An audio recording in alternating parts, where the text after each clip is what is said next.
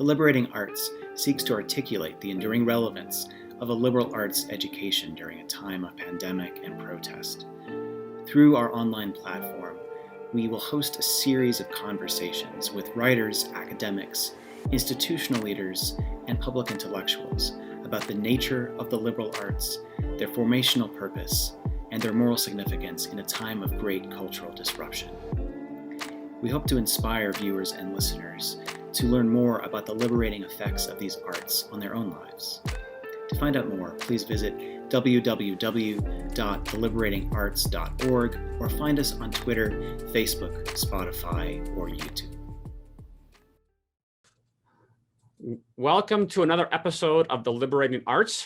With me today is Chad Wellmon, who is a professor of German studies at the University of Virginia.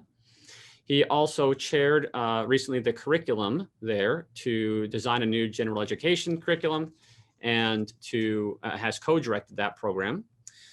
And he's the author of several books. I first encountered Chad through his book, Organizing Enlightenment, which I would commend.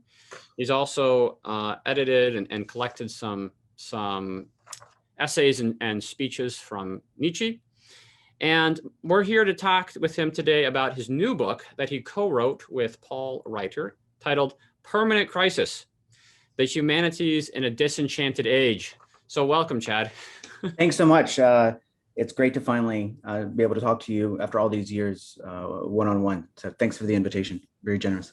Yeah, and I hope we don't depress our listeners too much, that there's at least some hope, because I found your book, while both bracing and challenging, also ultimately, telling the truth, it creates grounds for hope. So understanding what the humanities are and the situation that they find themselves in, hopefully prepares us to navigate the permanent crisis in which they always find themselves.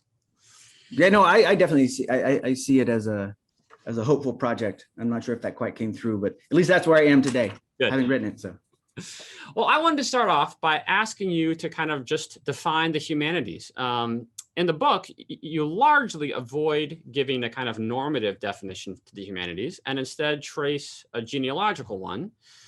But what are the humanities, and how are their modern instantiations different from the kind of earlier traditions that they often try to tie themselves to?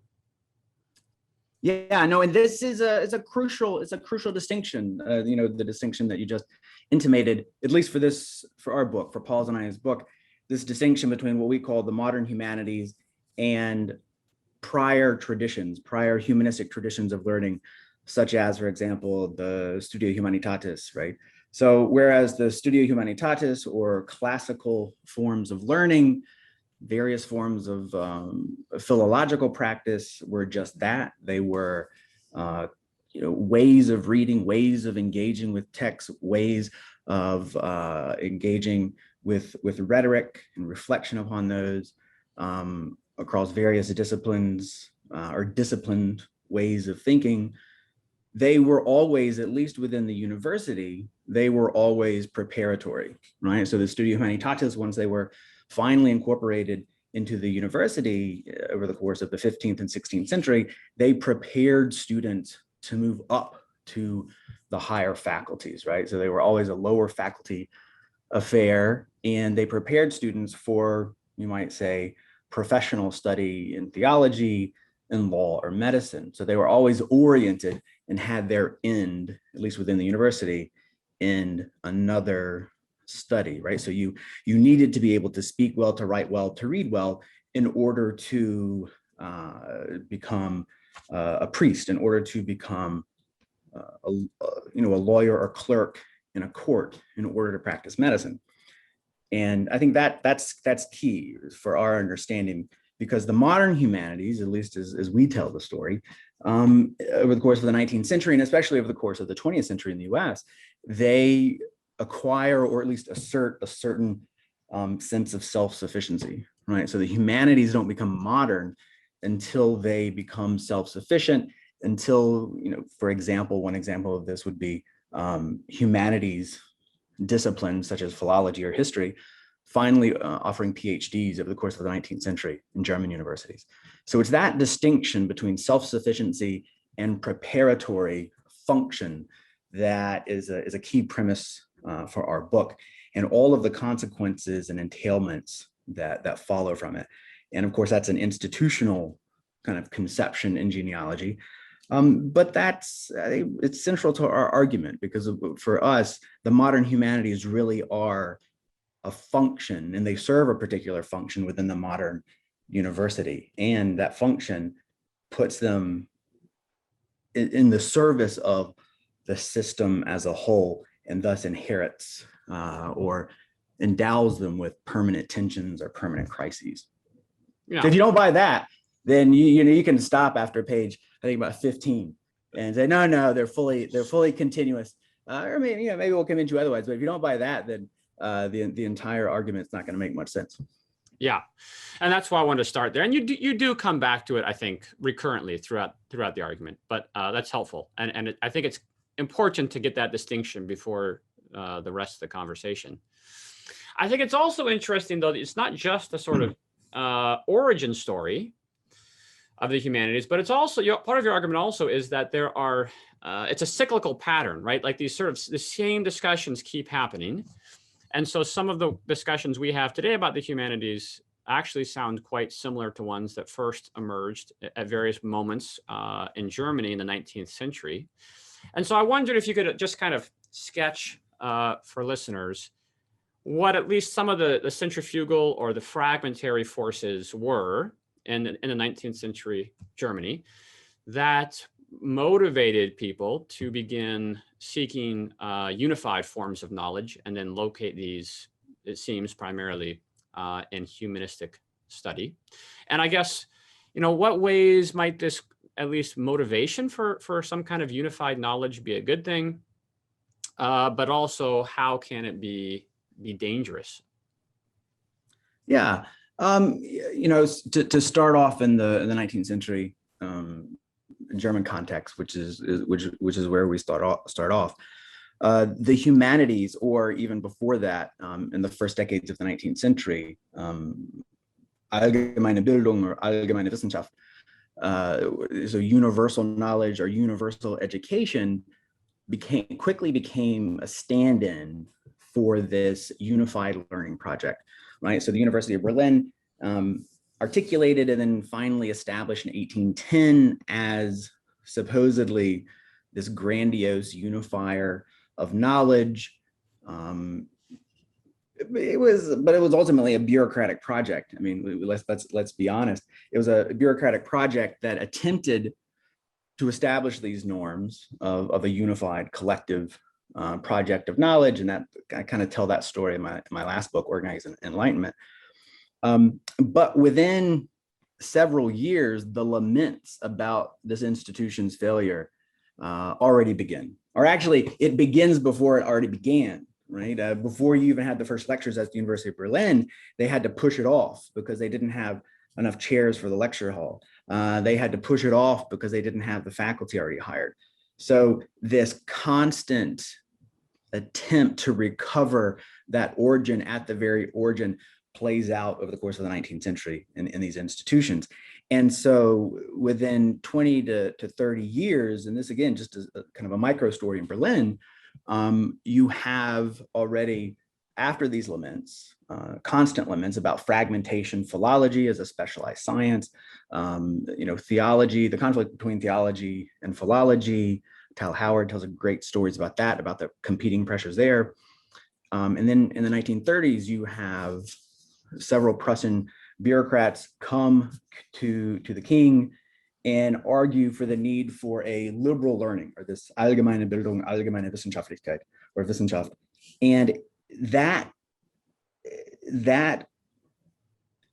request, to my mind, stands in for this longing for the unity of knowledge, that we need a liberal form of education, we need a universal form of education, we need a humanistic form of education to fully develop these Prussian bureaucrats who are so specialized already. We're only in the 1830s, that one bureaucratic department can't talk to the other, right?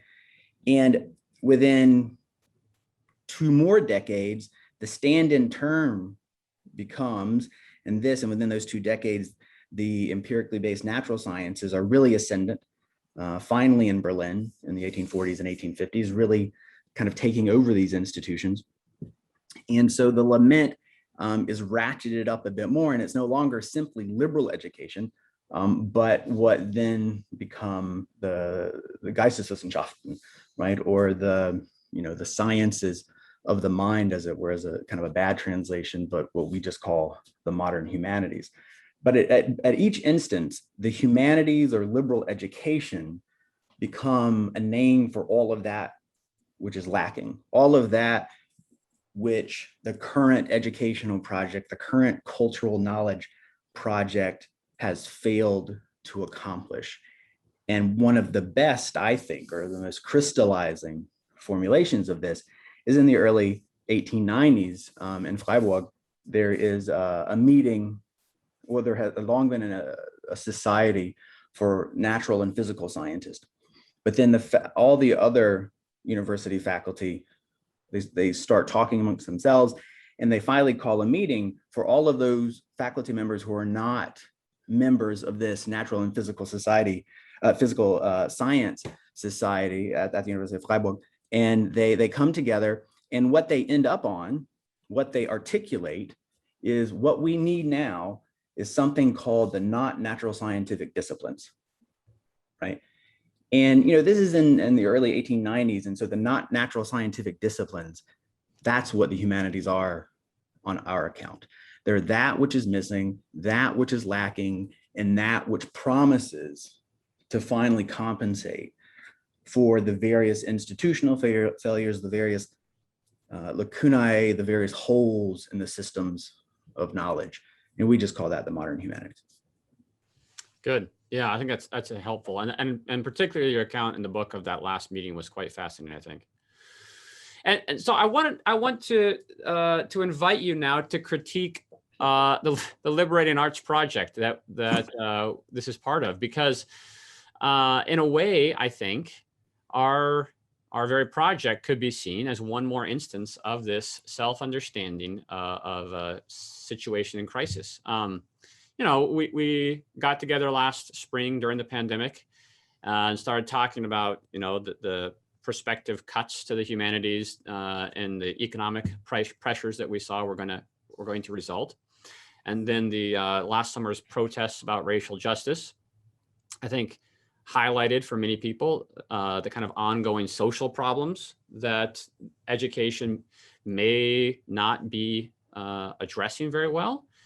And then people like me lost our job. Several people in the project actually lost their jobs last year. And it's in these times of sort of economic scarcity, you feel like, the humanities are in crisis. So by framing, I'll just say one thing that's a little bit different is that our project has included the sciences, I think, more. We're relatively underrepresented in the sciences, but we have one very good mathematician on our group, and have tried to talk about the role of sciences and math as human arts and not merely professional or technical disciplines. But I still think that there are ways in which, I guess, the framing of the project partakes in this long discourse. So in what ways, I guess, are we just part of this same old secular, unhelpful conversation? And what might it take to actually reckon with, as you put it, the crisis discourse and its complexities as we consider the possible future of a liberal education? First of all, let me say I'm sorry to hear, and we talked about this earlier about your job, and I have another job now, so it's which is good to hear. But nonetheless, but the structural problem, your family. Yeah, right. And I think it goes directly to a concern that I appreciate you highlighting, which is our contention about the cyclical kind of permanent crisis nature of these things is not all intended to be dismissive and simply historicize away real tensions. And I think you can fall off on either side of the horse there. And many historians do just that. After you historicize, well, you're done. Right. I think that is at best maybe a first step. So I want to say that I think that's important. And what I would say, reading about your project, but also just knowing your work more broadly, I think there's a pretty significant difference in what I take to be your aspirations with the liberal arts and what we're calling the modern humanities, which really are a functional space within the modern university, whereas the liberal arts have historically and currently do sometimes by accident or almost by an act of contradiction find themselves in universities.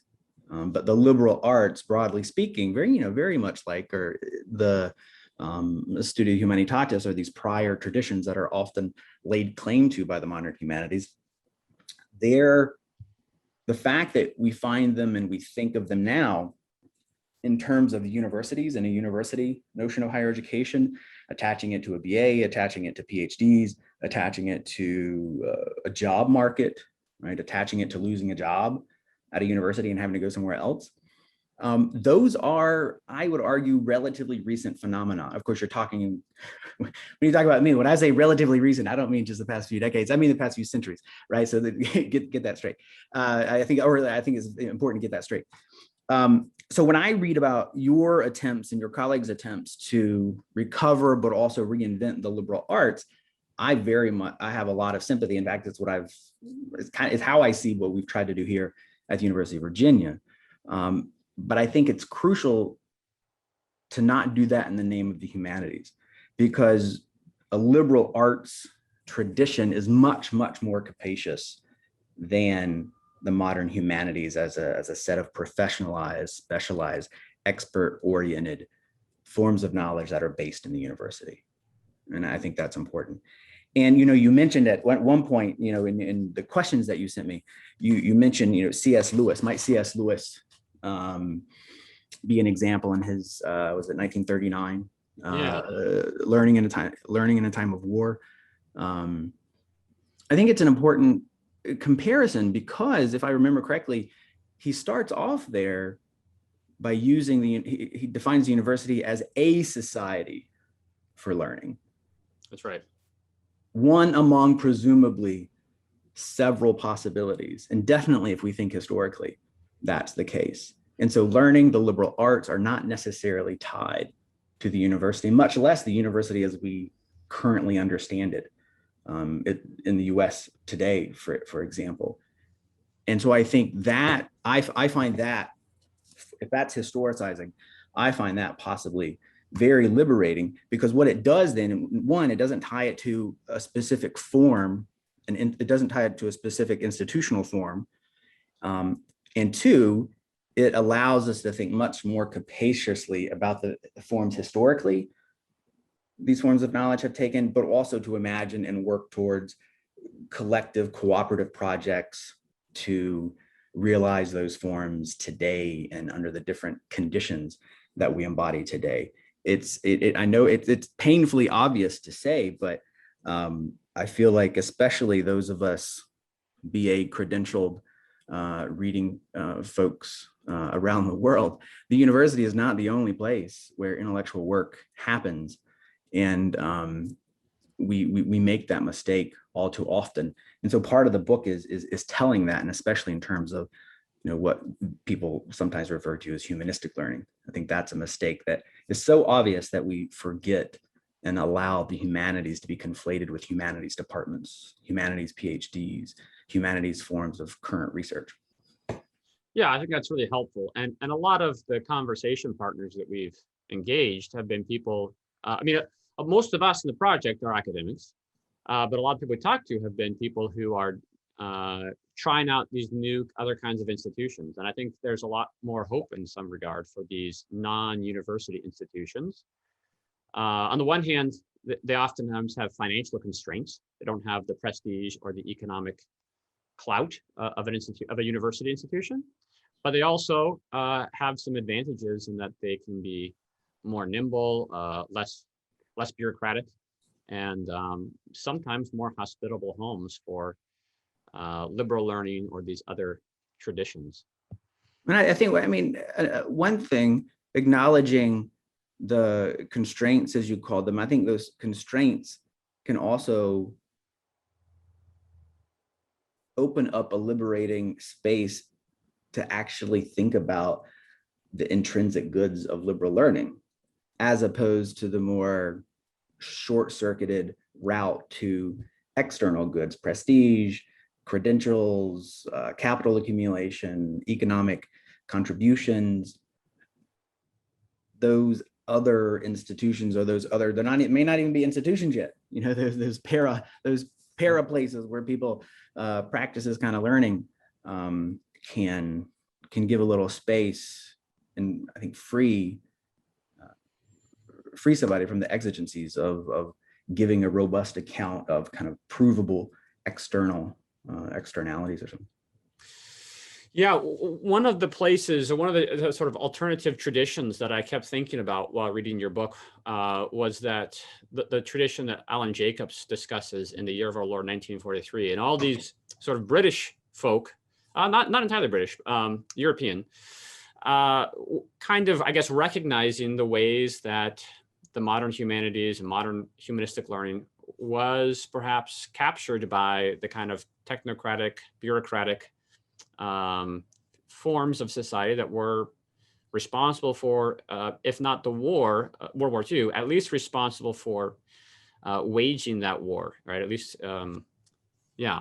So I guess, are there places, other traditions that you would point to like that? Are there any sort of modern instantiations, whether at a UVA, you know, a sort of pocket, maybe the new curriculum you helped develop there, maybe a sort of honors program here, or a smaller theologically rooted college there? Are there other contemporary institutions that I guess have a stronger claim to participating in this more capacious lineage of humanistic education than do, you know, a large public research institution? Yeah, no, I think we're right in the midst of that struggle right now, to not just imagine, but to work to build and create social collectives and, you know, forms of social solidarity to not just announce these norms and ideals, but to try to work and create conditions for people to participate, for people to read together, to think together, and to undertake liberal learning in a whole host of ways. I'm only now kind of coming late to this. People have been there long before I have. But two examples, and that I'm currently very kind of neck deep in, are what I mentioned. The new curriculum here at UVA, trying to create a cooperative of faculty across the arts and sciences, which educates about 70% of UVA's undergraduate population. And this isn't it's explicitly not interdisciplinary, right? It's drawing faculty together to form a corporate, or to take corporate ownership of a curriculum for undergraduate students. And I think that I found a lot of kind of the intrinsic goods that I've talked about there. Another program I'm involved in is just kicking off this semester. It's called UVA Edge, but it's an adult learning project, which of course adult learning has been going on for quite some time in all kinds of form, whether it's prison education programs, or whether it's community colleges, which educate a whole range of age groups, not just your idealized 18 to 22-year-old. But UVA, as a fancy public research university, has explicitly not engaged in that. And so I'm teaching a nighttime course, a night course on this, or not on this, but as part of this. And it's forced me to rethink in very practical terms, as opposed to the theoretical terms, which I can too often devolve into, what it means to engage in higher learning, as opposed to, say, higher education. And the biggest hurdle that I have faced thus far with the students in this class, there are about 40 students who range from a 22-year-old pipe fitter who just finished an apprenticeship here at UVA. They have a trades apprenticeship program here, to several widowed women in their mid-60s who have retirement square in their vision and yet still want to try to complete their BA. And to a person, every one of them acknowledges two things. One, that they didn't know that what they did as a job involved knowledge. It could be construed as knowledge. And, the sense that knowledge is an honorific that can only be bestowed on certain forms of thinking or work. And so just this excitement about being able to read Marx, for example, like we did last week, and relate it to their work in the health system at UVA, and to be taken seriously in a college setting. That, again, with every single one of them, has always been paired with an utter a sense that they are somehow not dignified, that socially they have not been accorded dignity and worth because they don't have a BA, which in a small, wealthy college town like Charlottesville, I don't think should surprise anybody. But that juxtaposition, the pure excitement about learning, pure excitement about, wait, this is philosophy, this is literature, I thought that wasn't for me, and the utter sense of shame and lack of dignity associated by the fact that they're identified as non-college educated is, to me, that's the, where the rubber hits the road on these questions. Yeah, you can see the damages that are caused in the broader culture when disciplined humanities knowledge universities try to, or are portrayed as kind of owning those forms of knowledge and being the arbiters of what counts. The other forms then lose social capital to the detriment of the people, many people. Yeah, I mean, it's wrapped up very much. This is part of Permanent Crisis, telling the story of professionalization, expertise, and specialization. On the one hand, there are many goods to come from that, right? I mean, selfishly, I can have health insurance, a salary, and a parking spot, and access to a great library because of expertise, professionalization, and specialization. I think also it provides support for the intrinsic goods that we talked about in a way that previously had not been provided for or so directly. But the other side of those costs, right? That the first function in terms by excluding through monopoly, by claiming a special dispensation over things that are goods that I think ought to be more broadly shared. One of the other themes that runs through this permanent crisis is the danger of overpromising what the humanities can offer. I think you mentioned Matthew Arnold a couple of times, but as an English person, he's the one who comes to my mind, who kind of participates in the same tradition on the British side of the channel. But as you point out repeatedly, moral formation or the sense of building requires subordination to an authoritative tradition. And it's not at all clear, or it certainly hasn't been clear the last couple hundred years, that the modern humanities can muster the moral authority to apprentice students to this kind of formation. So should students give up on the task? Should universities give up on the task of moral formation? Or should they reframe the kind of formation that they have a right to offer?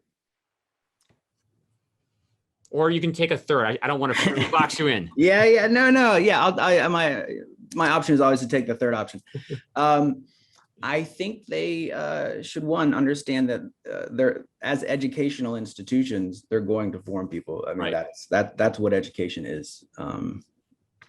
I assert, but with a lot of good folks, standing on the shoulders of a lot of good folks. So they're going to form people. Whether they acknowledge that or not is a different question.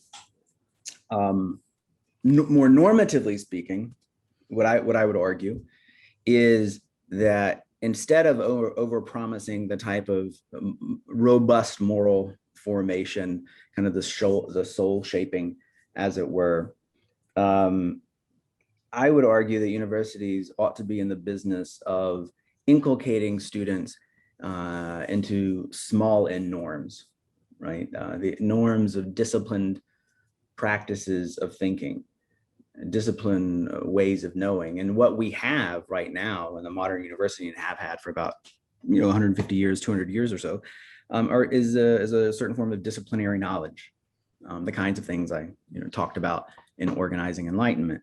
And I think the key there for me would be to say that, yeah, these are proximate, not ultimate goods, but they're goods nonetheless, right? The kinds of virtues, the kinds of intellectual ideals that disciplinary forms of thinking and the ways of thinking that a good university, a good college can, and I would argue ought to form students in, have real goods to offer. Even if those goods are not what some might say are called ultimate, even if those goods aren't tied to one distinctive telos or one distinctive and shared notion of the good or the good life. So I think that's the distinction that I would draw. Moral formation, yes, in the sense that it will form and hopefully affect the way people act in that regard, but not in terms of offering up a coherent worldview or one unified overarching notion of the good or telos. Well, yeah, now you set me up for my I know, I know where, go for it. So this is a long question, and I sent it ahead to Chad, so he knows it's coming. And I'll also admit that a lot of this is the kind of question that was on my mind after reading Organizing Enlightenment. But in the book, you quote Andrew Dixon White, who's Cornell's founding president, and he argued that American universities could only hold together liberal and practical ends if they overcame the American sectarian college system. So instead of universities which, and this is a quote from White, I think, which try to deliver ready-made worldviews, you all argued that the modern research university is distinguished by particular ideals, practices, and values, and its purpose is the advancement of scholarship and the education of students according to scholarly norms. I think you just described these as sort of small N norms, right? And you say in the book that these are not ultimate ends or values, but they are ends and values. So here's my question. Is it really possible to sustain a pared down humanistic tradition? That's one that's marked by a shared set of practices, but not necessarily a shared vision of the or a human good.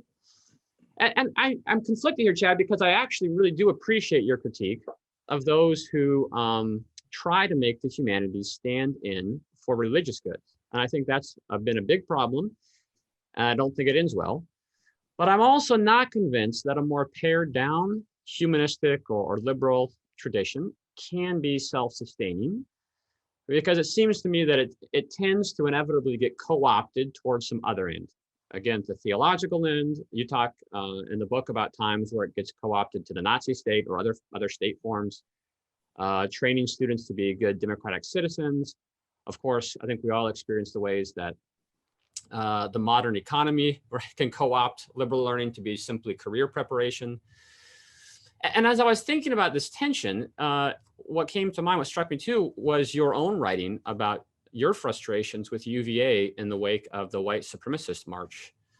Wow, was that a couple of years ago now? Maybe 3 years ago? 2017, yeah. 2017. And you wrestle with this in this. I would just commend people. I'll try to link to it in the on the website, but I would commend this essay you wrote for the Chronicle about it. And in the conclusion, I'll just quote this conclusion because I think it's helpful for listeners to get this tension. You say, when I welcome my students this Saturday, I will discuss white supremacy and the march, but I will use language different than the one my wife and I used with our 3 children. To them, we spoke in the language of our faith tradition, in terms of the image of God, the church, and Christian love. When I speak to my students, I will do so in the language of the university and its traditions, in terms of open debate, critique, and the love of knowledge. So Can these proximate goods endure at a university that disavows a kind of shared telos for learning? Or are they ultimately vulnerable, untethered from a particular set of ultimate goods? And then I say it this way too. Perhaps the simplest way of framing my long-winded question is this. If the permanent crisis of the humanities is a feature, and this is a subtitle of your book, of a disenchanted world, is the only viable solution to situate the humanities within a re-enchanted world? No, that's a great series of questions that I've been struggling with since my last book and since 2017, and trying to think through and to work through and to actively work with others, and particularly here in Charlottesville at the University of Virginia in particular with. So first off, I would say that I'm also not convinced. I would say it's not possible that a more pared down humanistic tradition can be self-sustaining. I think it's the product of that is not only the permanent crisis, the permanent tension of the humanities that we talk about. There are many other entailments, and I'll get to those in a minute. And what I would say is that is exactly why the humanities operate as a function of a system, because they aren't self-sustaining. They always have to be paired with the production of democratic citizens, the production of good managers, the production of cultural capital via, BA credentializing, prestige, status hoarding, systems of distribution, between the production of just capital. So they're absolutely not self-sustaining. I completely agree. And that's a problem, but it's not a problem. It's a problem for things that we've just been talking about, and I can address more in a minute. But it's also what has allowed the system of the modern university to keep going and to constantly morph and reinvent itself, because the content is irrelevant. The way the modern research university works, and when I say the modern research university, I mean broadly the modern system of higher education that is organized and structured, whether you're at a small liberal arts college, a community college, or a fancy R1 institution, at least normatively. That is in terms of the production of something called research. That is in terms of the norms of professionalization. However unsuccessful they actually are in practice to claim or hold any power, as we have seen through the constant struggles over adjunctification and contingent labor since late 19th century Prussia. And then currently now, just newspapers are starting to talk about it. So I think that system that is the condition of possibility for the permanent crisis is the testament to just what you said, that no, this pared down tradition is not self-sustaining. In fact, it's never was meant to be, right? It always has to be pegged against something else. So the humanities in its function is always to play the remainder. Oh yeah, ethics. Oh yeah, moral questions. Oh yeah, anti-Soviet Union and U.S. Cold War university. Oh yeah, the not natural sciences. Critical. Oh yeah, critical thinking, right? Oh yeah, the data science school needs an intro to ethics course. Oh yeah, the engineering school needs to tack on ethics course. The medical school needs a medical humanities course. These are all functional ways in which the humanities operate, but the tragedy isn't simply internal to something we might imagine to be the humanities. To me, the real tragedy is how that functions with respect to all the other parts of the university, all the other parts of the social system, namely to excuse science, engineering, data science, the medical school, bureaucratic specialization from actually and really and fully and constitutively engaging moral and ethical questions. No, that's the job of the humanities. That to me is the real tragedy, not some impoverishment of what we imagine to be the humanities, but to excuse all these other activities that, yes, are have a placehold in the university, but have bigger placeholders, across society, to shunt them off and to cordon off questions of ethics and moral concern to one part of the division of labor. That's the most egregious effect, I think, of the permanent crisis that we try to trace. And so, no, they're not self-sustaining. And I wish universities would disavow, some shared telos, but they don't. They reformulate it every 6 months with some stupid PR catchphrase. I think we're pursuing excellent and good. I don't know what we are this year here at UVA, but if only they were to disavow them. But then what I take to be, not that any of that, all that stuff is not important, but what I take to be the real kind of crux of this, and the one that kind of keeps me up at night, is, can these proximate goods that I talk about elsewhere and kind of invoke, can they endure at a university? I don't know about a university anymore. I kind of, the book I'm trying to finish now, and hopefully we'll finish this summer, is called After the University. So that might might kind of tip my hand as to where I'm going. And what I will say, and this is the nut I'm trying to crack, I don't know if it can continue in the university, but it's got to continue in democracy, because that, in fact, is the wager of democracy. That although we might not share ultimate goods, we might not share a common comprehensive worldview, we do need to share kind of small n norms. We do need to commit to a democratic epistemology, whereby what I mean is simply taking seriously the pooled nature of knowledge, that it is everywhere, that we have the eyes to see, and to do it seriously, and to do it disciplined, and to do it well. And so in that sense, it's you wouldn't know it from reading this book, probably, maybe. You said you weren't completely pessimistic when you finished it. What I realized when we finished it, and what I'm trying to do now, is a completely utopian project. Because, well, after the university, and therefore everywhere, is where the human flourishing has to take place. And the kinds of knowledge we need to do that, the ways of creating and sharing that, is a radically utopian proposition. And we can no longer let the university monopolize those goods, I would say. And for all those reasons, it's extremely fragile. It's extremely fragile. I mean, one of the things that I think is interesting about the argument is not just that the other, you went through all these, medical and engineering, et cetera. It's not just that they need the humanities and that they are lesser than they must be without the humanities, but it's also that the humanities become deformed when they are siloed and become sort of made in the image of a professional, discrete good. So this professional, discrete kind of knowledge.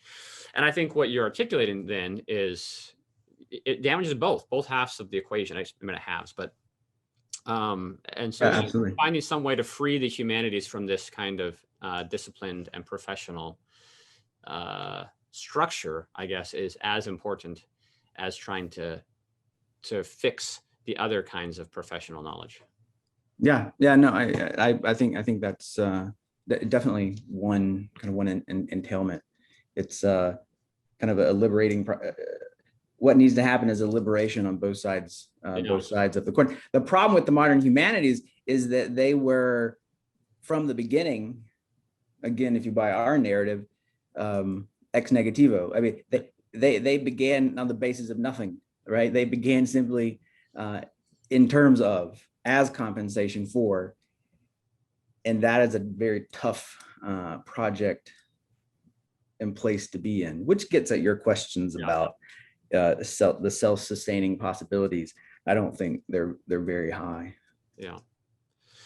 Well, I mean, I do think, if folks, leave the conversation thinking that it's all doom and gloom. I don't think that's quite accurate, because I think the conclusion in particular throughout, but especially in the conclusion, you kind of wrestle with some of the implications of this history, I guess. So I wanted to give you a chance to leave us with some kind of hope, Chad. One possible conclusion, and I think we've reiterated that here, is that humanistic learning is always in crisis within the modern bureaucratic university. That is its condition. But that doesn't mean that serious intellectual life is always in crisis. So what are the conditions for, serious intellectual life? I think you've written about this, and it sounds like you are continuing to write about this, but that the academy might be a threatened sub-community of the university, or might have to exist outside the university. Can we hope for a more hospitable institutional home? Do we need to just work on sort of defining and practicing the liberal arts and hope that institutional homes will emerge later? Where are the grounds for hope here for serious intellectual inquiry?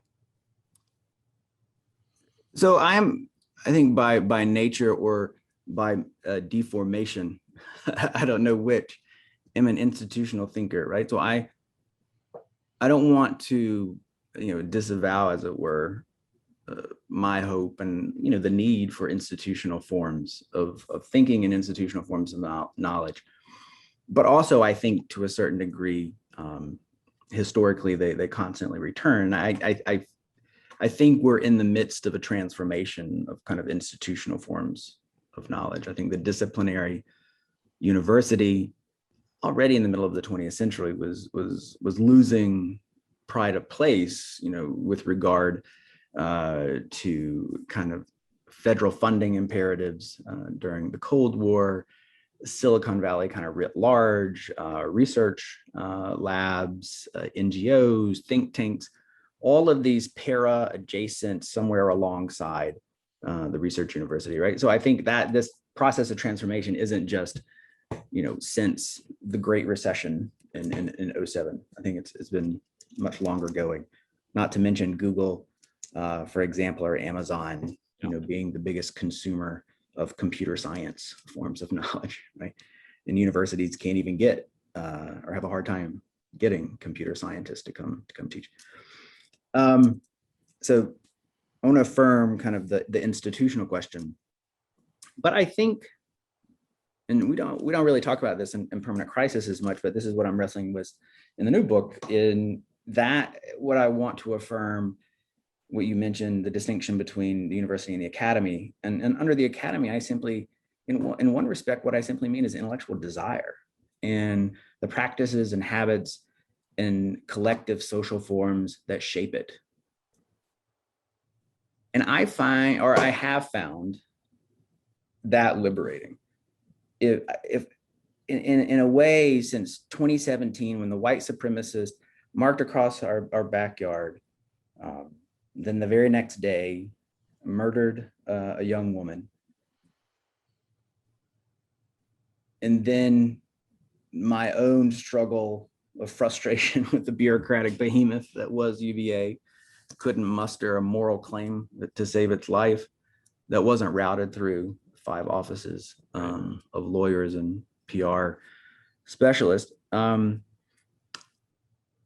think that distinction between the academy and the university has liberated me to say, well, I don't have to defend the university. The university is so many things. The university does so many things, and so many things that are actually pretty good. I mean, I got my first vaccination shot at an amazingly well-run vaccination clinic that UVA has been running. Right, so there are great and wondrous goods of the university, however behemoth and bureaucratic it be. But those aren't the goods that I'm really interested in, at least in defending, right? I'll support and enjoy them and make a case for them in other contexts.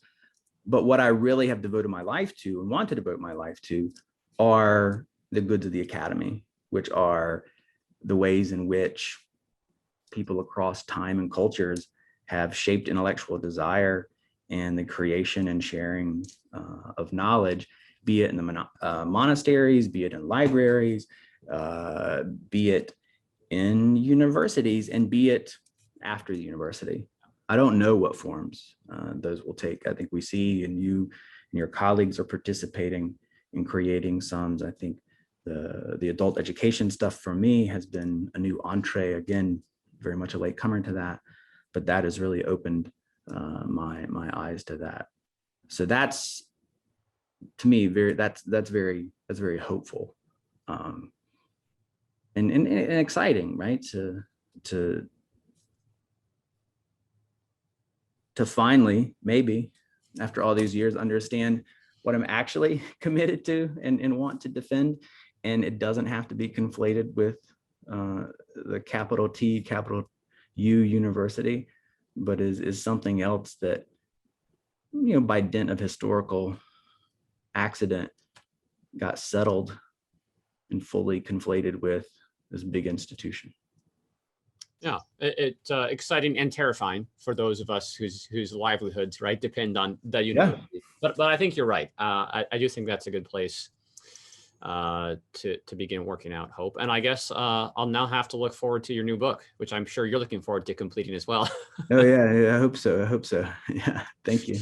Well, thanks very much, Chad. I really appreciate our conversation. Thank you so much. And again, thank you so much for the invitation. You're really wonderful questions and challenging. It's great to finally be able to talk to you.